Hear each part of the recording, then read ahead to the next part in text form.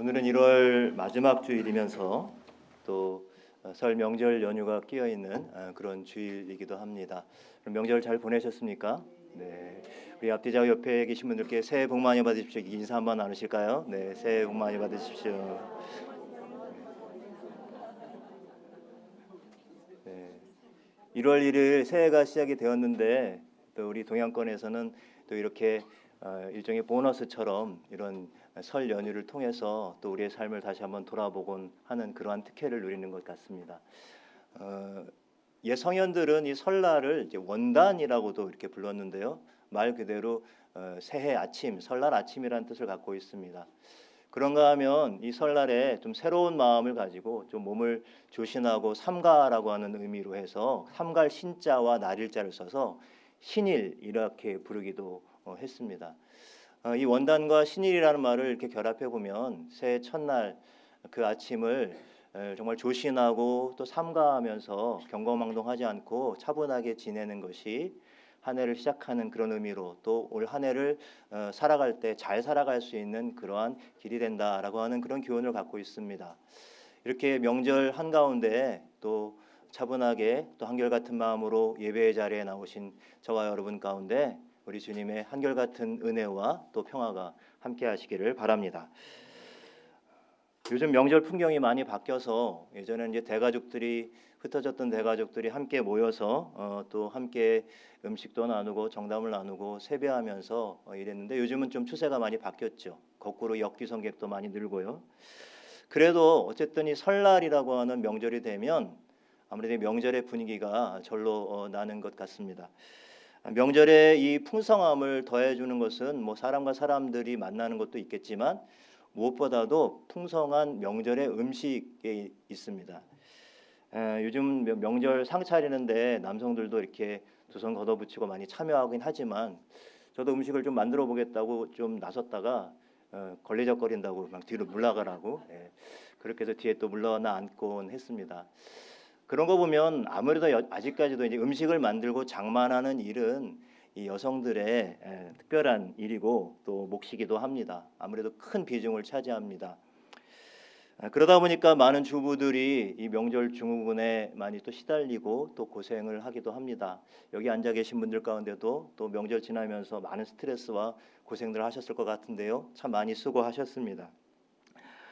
명절 때 되면 뭐좀 그러니까 가족들 수가 작은 데는 모르지만 대단히 좀 많은 대가족들 같은 경우에는 이 음식을 장만하는 일이 보통 일이 아니죠.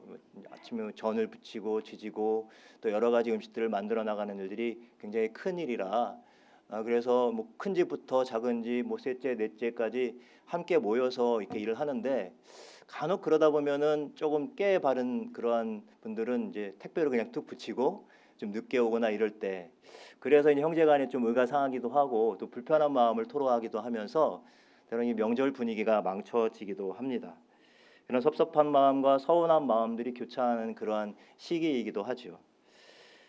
그래서인가요? 오늘 본문 말씀을 택했는데 이 본문 말씀은 마치 우리나라에서 이런 잔치나 명절 전후로 해서 일어날 만한 그런 어떤 갈등, 한 가족의 이야기, 자매의 이야기를 담고 있습니다. 여러분 잘 아시는 대로 이 자매의 이름은 이 마르다 그리고 마리아, 언니가 마르다고 그리고 동생이 마리아입니다. 요한복음에 따르면 이들에게는 나사로라고 하는 오빠가 있었습니다. 이 나사로는 이 나사로와 마르다와 마리아는 유대의 근처인 베단이라고 하는 곳에 살고 있었는데요. 예수님과 아주 각별한 사이였던 것으로 나타납니다. 자연스럽게 오빠뿐만 아니라 누이들과도 예수님은 아주 그렇게 친근한 사이가 되었습니다. 38절에 보면 예수님을 영접했다라는 말이 나오고 있는데 여기서 영접했다라는 말은 그냥 이례적으로 한번 방문했다는 말이 아닙니다. 문법적으로 보면 이 예수님과 예수님의 제자 일행들이 종종 이들의 집을 찾아서 방문하였고 그때마다 이 마르다와 또 마리아, 이 나사로의 집안이 이들을 기꺼이 또 영접했다는 사실을 보여주는 말이 영접했다라고 하는 말의 의미를 갖고 있습니다. 복음서에서 보여주는 예수님의 사역에서 우리가 가장 눈여겨보는 것은 예수님은 항상 가는 곳마다 이렇게 식탁을 차리고 많은 사람들을 초대해서 함께 먹고 그리고 마시고 이랬습니다. 그래서 예수님을 비난하는 사람들은 예수님이 음식을 탐하는 자다라고까지 이렇게 이야기를 했었죠. 그러나 예수님의 마음에는 무엇을 먹느냐가 중요한 것이 아니라 바로 누구와 함께 그 밥을 먹느냐가 항상 중요했습니다.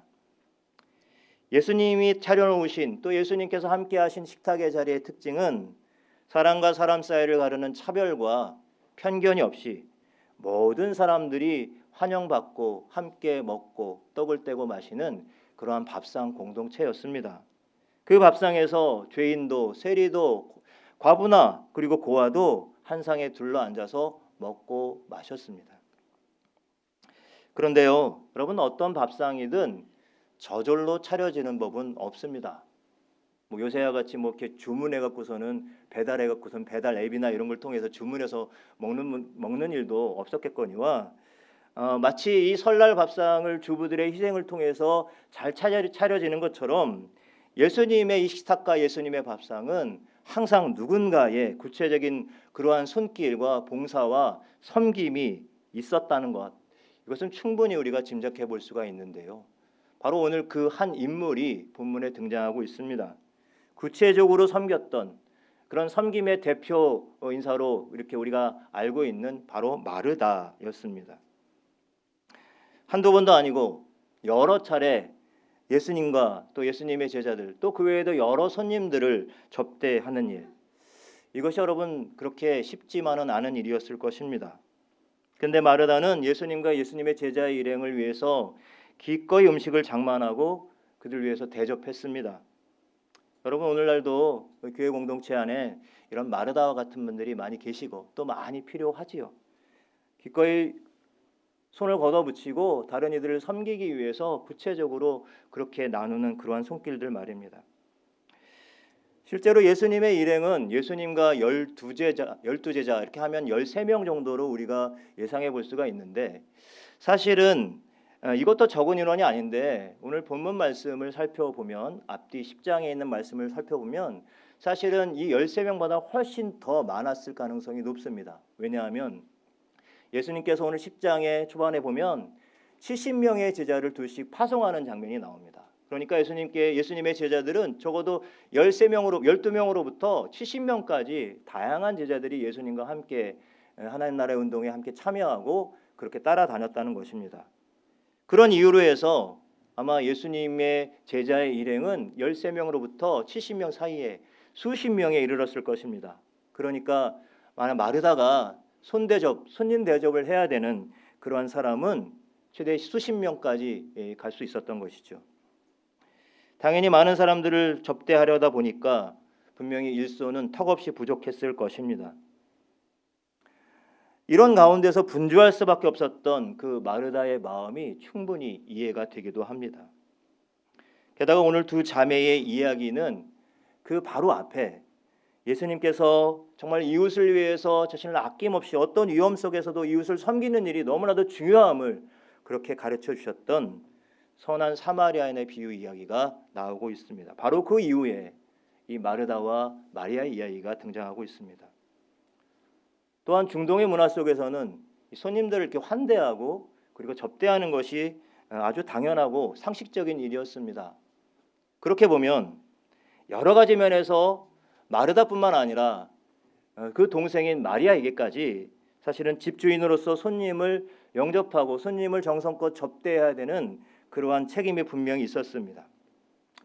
이러한 사실만으로도 오늘 본문에서 마르다가 예수님께 나아가 자신의 일을 돕지 않고 그냥 눈치 없이 예수님의 발치에 앉아서 말씀을 듣고 있었던 동생 마리아를 꾸짖으면서, 그래서 꾸짖어서 나에게 와서 나를 좀 도와달라고 요청한 것은 정당해 보입니다. 그런데 여러분, 마르다가 사실 예수님께 마리아를 꾸짖어 달라고 요청한 그 이면에는 본문에 나와 있지 않는 또 다른 이유가 있었습니다. 그것은 바로 당시 유대 사회의 관행입니다. 누군가 발치에 앉는다라고 하는 것은 그냥 보여지는 단순한 행동보다 더 깊은 의미가 있습니다. 그것은 바로 당시의 랍비들, 그리고 제자들을 가르치던 랍비들, 그 랍비들이 제자들 교육할 때 제자들이 바로 이 스승의 발끝에 발치에 앉아서, 예전에는 선생님 그림자도 밟지 않는다 그랬잖아요. 그런 것처럼 이 발치 아래서 앉아 그 말씀을 경청하는 일이 있었기 때문입니다. 예를 들면 여러분, 사도 바울이 자기 자신을 소개할 때 자신은 가말리알 문화에서 배운 사람이다라는 것을 이야기하죠. 여기서 여러분, 문화라고 하는 말이 바로 발치에 앉았다라고 하는 그런 의미를 갖고 있는 것입니다. 랍비의 발치에 앉아서 말씀을 듣고 배우는 일, 이것은 바로 당시에 제자들에게 주어진 일이었는데, 특별히 이것은 여성들에게는 주어질 수 없는 일이었고요. 이것은 남성들, 특별히 남자들에게만 주어진 그런 일이었습니다.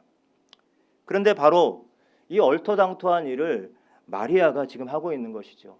사회적인 통념을 깨고 예수님의 제자인 양 그렇게 처신하고 있는 그 모습이 바로 마르다에게 들어온 것입니다. 이런 마리아의 모습을 마르다의 입장에서는 쉽게 받아들이기가 어려웠던 것이었죠. 자, 이런 상황을 전반적으로 종합을 해보면 오늘 예수님께 마르다가 요청한 사항에 대해서 예수님은 이런 반응을 우리가 예상할 수 있었습니다. 아, 그렇구나. 네 말이 맞구나. 당연하지. 야, 마리아야, 얼른 가서 너 언니를 도와서 사람들을 손님 대접하는 일을 그렇게 좀 도와주렴. 네가 있어야 될 자리는 여기가 아니고 바로 언니 옆이다 라고 이렇게 말했을 것입니다. 이게 바로 예수님께 기대한 그런 반응이었어요. 근데 여러분, 오늘 본문에 보면 예수님의 반응은 뜻밖입니다. 마르다뿐만 아니라 아마 당시에 주위에 있었던 사람들도 이 예수님의 반응에 놀랐을 것입니다. 아마 이 본문을 처음 읽는 독자들도 아마 동일하게 당황했을 것입니다. 한마디로 예수님은 이 마르다의 요청을 거절하죠. 그것이 오늘 41절과 42절에 나와 있는데요. 여러분, 같이 한번 이 41절과 42절 말씀을 읽어보도록 하겠습니다. 같이 읽겠습니다. 주께서 대답하여 이르시되 마르다야 마르다야, 내가 많은 일로 염려하고 근심하나 몇 가지만 하든지 혹은 한 가지만이라도 족하니라. 마리아는 이 좋은 편을 택하였으니 빼앗기지 아니하리라 하시니라. 본문의 내용은 명백해 보입니다. 예수님께서는 우선 마르다에게 네가 너무 불필요한 일들로 분주하구나, 불필요한 일들로 정신을 차릴 수 없을 정도로 분주한 이 마르다의 그 모습을 그렇게 지적을 하고 있습니다. 그러면서 마르다야 마르다야 이렇게 두 번을 부르죠. 여기에는 이 예수님께서 이 마리아의 섬김과 수고로움을 잘 알고 있기 때문에 그것을 의식하면서도 근데 이 마르다가 뭔가 지금 좀 엇나가 있구나라고 하는 것을 느끼시면서 안타까운 마음을 가지고 마르다야라고 두 번이나 그렇게 부르신 것이죠. 내가 많은 일로 염려하고 근심하고 있구나라는 말이죠. 여러분, 우리말에 공사 다 망이라는 말이 있습니다. 공사가 다 망했다는 이야기가 아니죠. 여러 가지 일들로 너무 분주해서 그러한 상태를 말해주고 있는 것입니다. 근데 이 말에, 이 단어 중에 끝에 맨 마지막에 있는 망이라는 단어가 바로 분주할 망입니다. 여러분, 한자가 어떤 한자가 쓰여졌는지 아시겠지만 한번 보여주시겠습니까? 이게 마음신변에 망할 망자가 있어요. 이 단어를, 이 망자를 잘 생각해 보면 우리들이 너무 분주하게 되면 우리 마음이 길을 잃고 마음이 중심을 잃고 마음이 망하게 된다는 그런 의미를 갖고 있습니다. 너무 많은 일로 분주하다 보니까 가장 중요한 일을 잊고 잃어버렸다고 하는 거예요. 흔히들 여러분 정신줄 놓고 산다는 그런 말 있지 않습니까? 너무 바쁘고 분주하니까 정신줄 놓고 너 당신 정신줄 놓고 사는 거 아니야? 이렇게 말할 때가 있죠. 여러분, 마르다가 지금 분주함 속에 놓친 것이 있어요. 예수님은 그것을 말씀하시는 것입니다. 그것은 바로 예수님의 마음이었습니다. 예수님의 마음을 헤아리지 못하는 거예요. 예수님의 그 마음을 헤아리지 못하고 놓쳐버린 이 마리아의 눈에는 이제 다른 것이 들어오기 시작합니다. 그게 무엇입니까? 바로 마리아의 모습이었던 거예요. 자기의 동생, 자기의 사랑하는 여동생.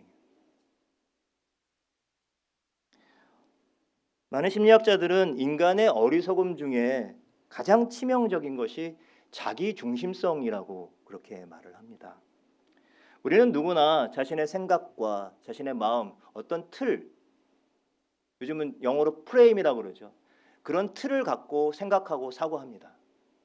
근데 중요한 것은 누구나 다 자신의 생각과 틀을 갖고 있는데 그러한 틀들이 서로 부딪히다 보니까 이런 갈등이고 또 분쟁이 일어날 수밖에 없는 것이죠. 그런데 사람마다 이 자기 중심성을 잠깐만 확대해서 그냥 내가 옳고 당신은 그르다라고 하는 그런 판단을 하기 시작하게 된다면 그러면 그 순간부터 그 공동체는, 그 관계는 깨어져 나갈 수밖에 없는 것입니다. 온통 분주한 생각으로 마음이 뺏긴 이 마르다의 마음엔 이 자기 중심적인 생각으로 가득하게 됩니다. 여러분, 자기 중심적인 사고의 결과는 언제나 나는 옳고 상대는 틀렸다라고 하는 태도입니다. 마르다는 마리아가 자꾸 거슬립니다. 그녀의 마음에는, 마르다의 마음에는 나는 옳고 옳은데 저 마리아는 지금 틀렸다는 편견이 자리 잡고 있습니다. 그리고 나의 섬김과 봉사가 가장 중요하다라고 하는 교만함이 깊숙이 자리 잡고 있습니다. 사회적인 통념을 벗어나서 주님의 발치에 앉아있는 이 마리아의 행동이 단지 철없는 그러한 행동으로만 여겨집니다. 예수님께서는 결코 오늘 본문에서 마르다의 그 귀한 섬김과 봉사가 중요하지 않다거나 불필요하다라고 말씀하시지 않습니다. 정말 필요하죠. 정말 모든 사람이 그냥 마리아처럼 그렇게만 행동한다고 한다면 어떻게 주님의 밥상은 누가 챙겨줄 것이며, 그리고 다른 사람들을 대접하고 돕고 섬기는 사랑의 손길들은 또 어느 누가 나설 수 있겠습니까? 하지만 이 마르다의 섬김과 헌신, 그 봉사가 지금 어떤 마음과 동기에서 출발하고 있는가, 바로 이 지점을 예수님께서 말씀하고 있는 것입니다. 너무 분주한 나머지 예수님의 마음을 헤아리기를 실패한 이 마르다는 순간 비교의식과 열등감과 그리고 불평으로 가득하게 됩니다. 예수님께서는 바로 이 마르다의 이런 모습을 보신 것이죠. 흔히 오늘 교회 공동체 안에서도 무언가 섬기고 봉사하고 헌신 좀 한다고 하는 그러한 생각을 하면서도 그러한 직분이나 그러한 역할들을 감당하는 그러한 사람들 가운데서도 자꾸만 옆에 사람이 눈에 거슬려 보이거나 비교하는 마음이 생기거나, 그래서 때로는 좀 우월감을 느끼기도 하고 때로는 열등감을 느끼면서 불편한 마음이 느껴지고 있다고 한다면 우리는 우리 자신을 한번 돌아봐야 합니다. 우리의 마음의 중심이 흔들린 것은 아닌지, 그 중심이 엇나가 있는 것은 아닌지, 우리의 섬김과 봉사의 헌신의 동기가 예수님께로부터 멀어져 있는 것은 아닌지 돌아보아야 할 것입니다. 오늘 전체적으로 마르다의 이 반응을 보면 마리아가 물론 마르다가 바라고 원하는 것처럼 몸으로 봉사하고 섬기는 일에 뛰어나지 못했던 것은 분명해 보입니다. 하지만 마르다의 눈에는 그녀가 철없이 보이고 남을 배려하지 못하는 것처럼 보였을지 모르지만 마리아는 지금 최선을 다해서 지금 말씀하시는 주님을 섬기고 있었던 것입니다. 말씀을 전하는 주님께 가장 큰 대접은 그 말씀을 온 몸과 마음을 다해서 경청하고 듣는 것이었습니다. 지금 마리아는 주님의 말씀을 그냥 귀로만 듣는 것이 아니라 온 몸과 마음을 다해서 순종하며 듣고 있습니다. 그래서 앞서 말씀드린 것처럼 이 마리아가 주님의 발치에 앉아 있었다는 이 표현은 단순한 행동이 아니죠. 오히려 이 말씀은 주님보다 앞서 나가지 않겠다라고 하는 결단이죠. 주님 말씀 앞에 겸손히 서서 말씀하시면 내가 나가고, 말씀하시면 내가 멈춰서고, 내가 말씀하시면 내가 주님의 말씀대로 순종하며 나가리라라고 하는 그러한 결단이 이 마리아의 마음 가운데 자리 잡고 있었던 것입니다. 그러기에 당시의 사회적인 통념과 상식을 뛰어넘어서, 여성이라는 차별을 뛰어넘어서 주님 앞에 나아가 주님과 깊은 연결, 주님과 깊은 사귐 속에서 제자의 길을 가겠다라는 그러한 결단과 용기를 보여주고 있는 그러한 헌신이었던 것입니다. 여러분, 저는 우리 높은 듯 섬기는 교회 성도들 모두가 주님의 일을 감당하면서 또 주님 앞에 나와서 늘 기쁨과 감사와 감격으로 믿음의 삶을 살기를 축원합니다. 그러나 실제로 우리의 삶, 우리의 믿음의 삶이라는 것이 늘 기쁨과 감사가 넘치는 것은 아니죠. 때로 주의 일을 하고 섬기고 봉사한다고 하면서 우리는 이런저런 이유로 쉽게 지치고 또 낙심할 때도 참 많습니다. 때론 정신없이 무언가 무슨 일을 많이 하고 있는 것 같기는 한데 마치 속빈 강정처럼 끝도 모를 공허감이 밀려올 때도 있을 것입니다. 오늘날 많은 교회들이 또 여러 가지 일들로 분주하죠. 맞습니다. 주님의 몸된 교회는 주를 위해서 많은 일들을 감당해야 합니다. 여러분, 우리 높은 데 섬기는 교회도 우리가 많은 가치, 비전들을 갖고 그 길을 향해 나아가려고 노력합니다. 교회 안팎의 어려운 이들을 사랑으로 잘 섬기는 일이 필요하죠. 자라가는 우리 다음 세대에게 정말로 꿈과 비전을 심어주는 일들이 필요합니다. 지역사회의 필요에 민감하게 반응하면서 바람직한 지역사회의 동반자로서의 역할을 감당하는 일도 너무 중요합니다. 어느 때보다 요즘 우리가 피부로 느끼고 있잖아요. 기후변화에 따른 이 위기가 갈수록 증대되고 있는 현실 속에서 정말 생태적인 삶의 가치들을 우리의 삶의 자리에서 지켜내는 일, 우리 그리스도인으로서 분명히 해야 될 일입니다. 그 외에도 사람과 사람 사이를 가르고 차별하는 모든 불의에 저항하는 일도 오늘날 우리 주님의 공동체가 해야 될 일입니다. 참 애쓰고 노력하고 용기 내어 시도해야 할 일들이 너무나도 많이 있습니다. 자, 그런데요, 우리가 이 일을 하기에 앞서 또 이 일을 시도하고 애쓰기에 앞서 우리 자신에게 물어야 될 본질적인 질문이 있습니다. 그것은 우리 교회가 얼마나 많은 일을 하는가 혹은 얼마나 많은 사람들을 돕는가가 아니라 오히려 단 한 가지 일을 하더라도 온전히 그리스도의 마음으로 하는가, 여기에 있습니다. 여러분, 우리가 이 질문을 하기 위해서 그냥 우리 스스로 머리를 많이 맞대고 무슨 아이디어를 낸다고 되는 것이 아니라 바로 이 질문을 가지고 하나님 앞에 마리아처럼 주님의 발치 아래 나아가야 될 줄로 믿습니다. 바로 하나님의 말씀을 듣는 자리에 오롯이 겸손하게 나아가야 될 줄로 믿습니다. 우리가 주님의 발치에서 떠나 마르다처럼 다른 분주한 일들로 그런 우선순위가 자꾸 뒤바뀌게 된다고 한다면 결과적으로 우리는 우리 교회의 이름을 높이거나 목사의 이름을 높이거나 그것을 드러내고 나타나는 일에만 관심이 가고 끝내 처음에 가졌던 그 높은 뜻, 정신과 가치와 그 비전은 공허한 외침이 될 수밖에 없는 것이죠. 저와 여러분, 우리 높은 뜻 섬기는 교회 모든 교회 성도들이 하나님의 뜻을 바로 세우고 진정성 있게 세상과 이웃을 섬기는 공동체가 되기 위해서 오늘 주신 말씀처럼 마리아처럼 주님의 발치에 앉아 이 말씀을 가장 굳게 붙잡을 수 있는 저와 여러분들이 되시길 바랍니다. 이 말은 어떤 상황 가운데서도 먼저 하나님 말씀 앞에 겸손한 마음으로 나아가자는 것입니다. 주님보다 앞서가지 말라는 이야기죠. 하나님이 주인 되시는 교회면 하나님이 이끄시고 인도해 나아가실 것입니다.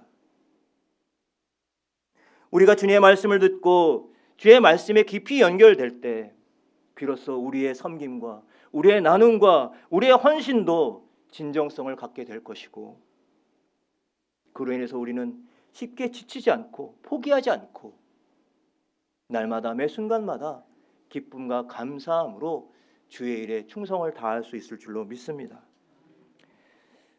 설 명절이 갖고 있는 중요한 의미는 가족들이 오랜만에 만나서 자신의 삶의 뿌리를 확인하는 그런 일입니다. 그래도 내가 이 씨 가문에 김 씨 가문에 뭐 이러면서 그 조상들의 뿌리를 우리가 생각하는 것이 설 명절의 특징입니다. 참 감사하게도 우리 그리스도인들은 매 주일마다 명절을 맞이합니다. 함께 모여 하나님을 예배하며 우리가 그리스도 안에서 한 지체됨, 한 가족됨의 의미를, 그 뿌리를, 그 영적인 뿌리를 다시 한번 회복하는 시간들을 매 주일마다 갖는 거예요. 그러니까 매 주일마다 여러분 잔치자리인 거예요. 기쁨이 있고 감사가 있고 감격이 있는 순간인 거예요. 하나님의 말씀이 떨어지고 그 말씀을 듣고 그 말씀에 순종하며 따라가는 삶. 그 삶이 바탕이 되었을 때 마르다의 섬김이 귀해지고요. 마르다의 헌신이 더욱더 풍성해지는 것이죠. 올 한 해 우리 교회와 성도들 한 사람 한 사람이 마리아처럼 주님의 발 아래 온전히 나아가 엎드리는 그런 은혜가 있기를 축원합니다. 그렇게 될 때 우리는 비로소 서로를 편견 없이 사랑하고 품을 수 있는 그 사랑의 능력을 회복하게 될 것입니다. 그렇게 될 때 비로소 세상과 이웃을 향한 우리의 봉사와 섬김과 나눔과 헌신도 역시 예수님의 마음으로 온전히 감당하게 될 줄로 믿습니다. 기도하겠습니다. 하나님 아버지 감사합니다.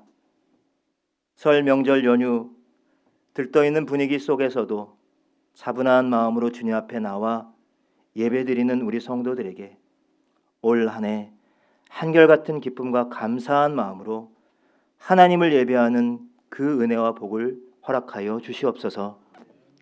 주신 말씀처럼 우리의 삶을 돌아보면 우리는 너무 불필요하게 분주합니다. 하나님보다 내 자신을 앞세우고 나의 생각과 나의 판단을 더 소중히 여깁니다. 너무 분주한 나머지 주님의 마음을 헤아리지 못했던 마르다처럼 행여 우리들이 주를 위해 봉사하고 섬긴다고 하면서도 나 중심적인 생각과 태도로 다른 이들을 판단하고 있다면 회개하게 하시고 그 잘못된 것을 성령으로 깨우쳐 주시옵소서. 우리들이 주를 위해 한다고 하는 어떠한 것도, 어떠한 사랑과 어떠한 봉사와 어떤 섬김도 주의 발치에서 떠나지 않게 하여 주시옵소서. 오직 주의 말씀을 듣는 자리에서 출발하는 지혜와 용기를 더하여 주시옵소서. 그래서 먼저 주님의 몸을 세워가는 지체들이 서로를 편견 없이 사랑하고 섬길 수 있게 하여 주시옵고, 우리가 무언가 한 가지 일을 하더라도 오직 그리스도의 마음으로 감당할 수 있는 은혜를 덧입혀 주시옵소서. 감사드리며 예수님의 이름으로 기도드립니다. 아멘.